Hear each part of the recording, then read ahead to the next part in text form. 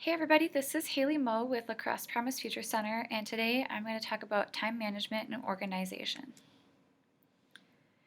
So we only have 24 hours in a day, but if we have a realistic view of the time that we have in our day and take a little time to plan out our days, we will be able to accomplish the things that we need to and be successful and productive throughout the day.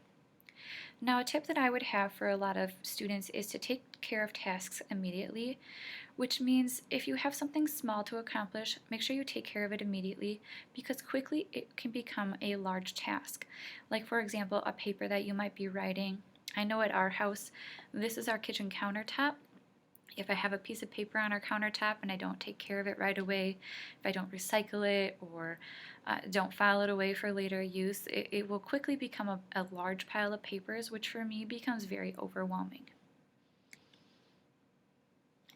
Prior to us living in this virtual world, a lot of times our schedule was created for us. So for students, you were used to being in the classroom on a daily basis from 7:30 to 3:30. Then you might have gone to a sports practice, a music lesson, you might have had a job to go to. And for us adults, we were typically spending our days at our workplaces. Now that we are spending a lot of our time doing the things that we need to at home, it's really important for us to organize our time so that we make sure that we are productive. Only we are responsible for our productivity, and some ways for us to make sure that we get through the things that we need to is by being mindful, setting up some boundaries for ourselves, and really holding ourselves accountable. So before you get going on your things, it's really important that you organize yourself. And there's a ton of different ways for you to do this. I know for myself, using a calendar is a really good way to organize and really see what I have to accomplish throughout the day.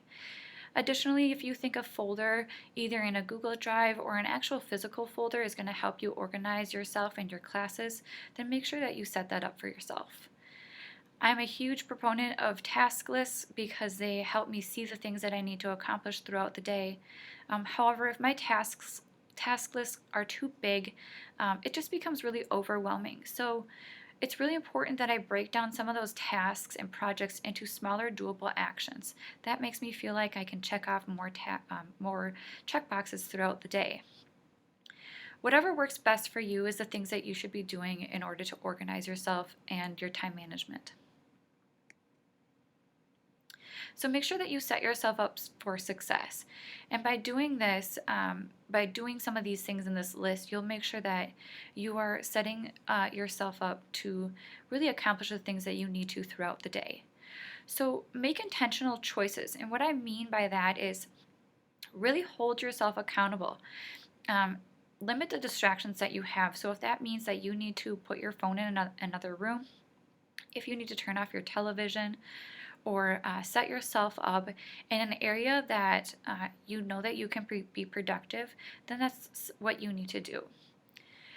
By following your energy cycles, and what I mean by energy cycles is what part of the day do you accomplish the most things? I know for myself, I am the most motivated in the morning, and then I start to lose steam really like after lunch and into the evening hours. So if I'm trying to accomplish a big project, I would really set my time up to start working on it in the morning so that I can get more things done. Be flexible with yourself. If you are working on your things and you have been sitting down for a long time, if you feel like you're not getting things accomplished, then maybe you need to stand up and walk around for a little bit just to kind of reground yourself. Again, take breaks to break up the day so that you're not constantly feeling like your brain is on overdrive. Do some deep breathing techniques to help reground yourself again. We talked about making a list and following through, and that's really about you holding yourself accountable.